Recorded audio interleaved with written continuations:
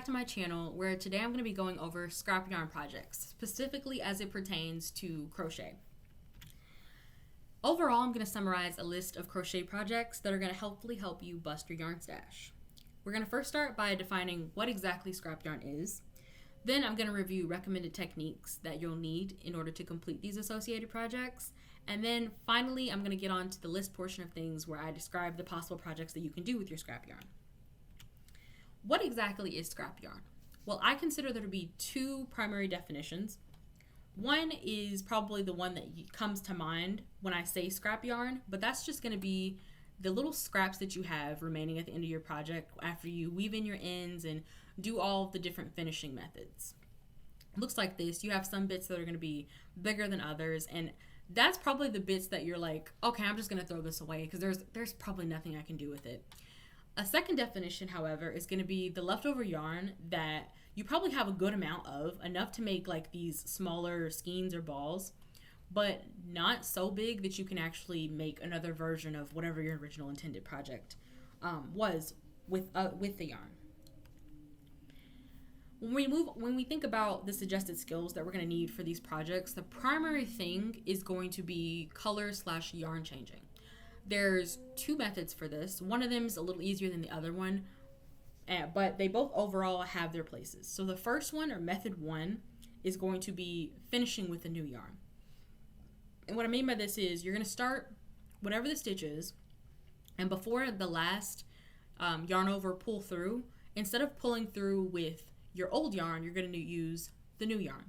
So here's a picture tutorial, sort of explain it visually. So let's say you're making whatever it is that you're making, and in this case it's utilizing a double crochet, but this still applies for like single crochet, slip stitch. It's just going to be a little different. For double crochet, it involves yarning over and pulling through 2 loops once and then twice. And so in this case, they've already started by pulling through the first time. And before they pull through the second time with the same yarn, what we're going to do is switch to color B, which in this case is yellow, and you're going to yarn over and pull through with that. Although in this case, there's no yarn over, it's just more so like pulling through with the new yarn. From there, you're going to then go on and complete the same stitches across that row, and then however many other rows you want to use this yarn on, or that you can use this yarn on. After a few, here's what it looks like. But that's essentially this method. It's fairly easy. Downside being that, especially if you're not looking to keep the yarn ends out, they are exposed. So you could either crochet over them, which is a nice way to get rid of it in that way, or just weave them in like normally. The second method, it mitigates the need to do either of those things. Now this is known as the magic knot, and it's essentially used for the same thing as the other one, which is to attach new yarn or colors. But in this case, you don't have to deal with those pesky exposed ends. The only thing is that it is a little bit difficult and involves a couple more steps than the last way. So it essentially involves taking your working yarn and your new yarn and making a knot, a specific knot, using both of the yarns over each other, pulling them taut, and cutting off the ends that remain. And if you do it right, when you pull it taut, no matter how hard you pull it, and that's a way to test if you've done it right, it shouldn't come unraveled. And the beauty of that, as I said before, is that you don't have the yarn ends that either need to be dealt with in the end. So those are two methods that you can use. Let's overall get to the list of projects, because that's probably why you're here. First up, we have hats. They're pretty beginner friendly. You can use a bunch of different colors, much like a lot of the projects that you'll see in this list. But it's nice because you can get a very confetti-esque look, especially if you let your yarn ends hang out. I've seen that before, and it looks really cool. Next up, we have blankets, which I consider more of an advanced beginner project. They're pretty long term in that, especially depending on how big you want your blanket, you're going to have to dedicate a lot of time because there's just so many stitches that you need to weave in. I like the versatility in that you can do something more like this where you're doing rows of stitches and you're kind of like, as you run out, just adding new yarn. And it kind of gives it more of an abstract look. Or you can go a little more structured, especially if you have, like I said before, those like mini little skeins or balls of yarn and do just like squares to make the blanket. Although you are going to have to do a lot of joining, and that can be even more tedious than doing this method. But it's great because there's a lot of preference that's involved. Next up, we have pants/shorts, which I consider pretty intermediate. it involves a lot of beginner concepts like, fundamental knowledge of the stitches, maybe learning ribbing, but that's not that bad, as well as working in the yarn, or working in the round, I'm sorry. But in this case, I would say and advise that you have some fundamental or working knowledge of garment sizing. I do have a video on that if you are interested, because you need to take considerations for, like, for instance, how the waistband, how tight you're going to make that. You have to take in consideration the stretching of that, but you also don't want to make it so small that you can't actually, like, get them on. And also, not only that, but you start off working in the round normally, and then you have to split it, which also takes some consideration. But overall, it's a nice intermediate project. Similar to the hats, you can also leave the yarn ends out, and it gives it a very, like, fringy sort of look, which is nice. Next, we have cardigans and sweaters. Now, similar to pants and shorts, I would say that it's a fairly intermediate project. It has similar sentiments in that you should have a working knowledge of how to size your garments when you're using, in this case, crochet and yarn to make them. But also, in addition to that, you should be comfortable with seaming/joining different pieces.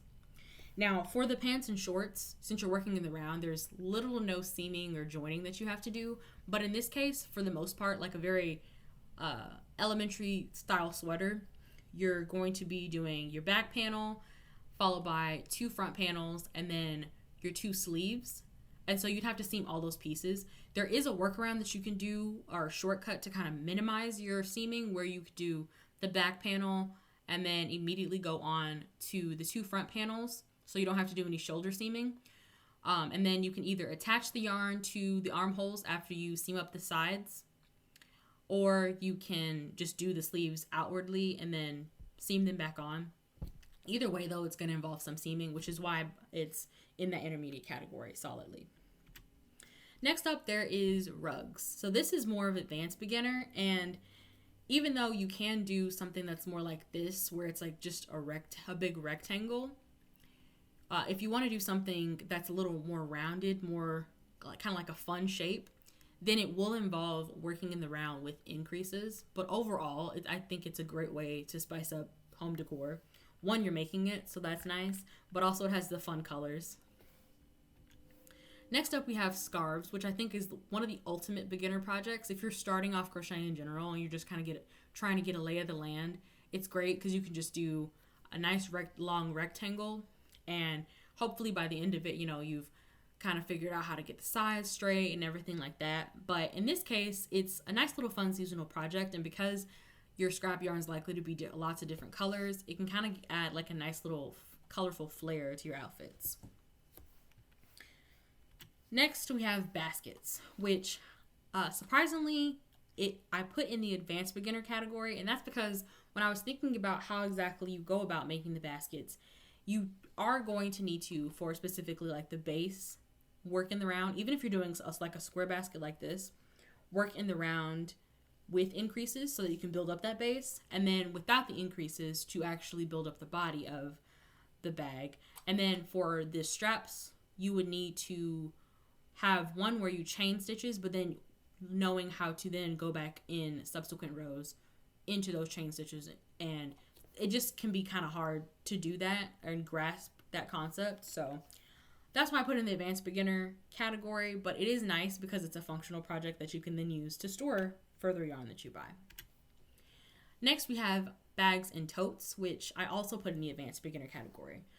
This also might be a little surprising, but in general, I classified it like that because you should be comfortable working in both sides of the stitches to avoid having to seam it. And I think in general, that's just probably the sturdiest sort of base. But also, you should also have certain considerations that might require advanced techniques. So for instance, for a bag for added functionality, you'd probably want to do a liner, otherwise you're going to get a lot of stretching just because of the nature of the stitches. And same goes for the straps. In fact, you might want to even consider using the thermal stitch for straps in order to avoid as much stretching occurring. So for that reason is why I consider it more advanced beginner, but I still think it's very possible and very approachable. Finally, we have scrunchies. They are also, I feel like, the epitome of a beginner. I think I'd do scarves before I would do scrunchies, But if you're looking for something right after to try, probably scrunchies. They're simple and pretty small, but you can also like use them as nice little hair accessories. All it really requires is that you would crochet in the round over an elastic, and you only really need a couple rows before you have a built up scrunchie. So that's nice.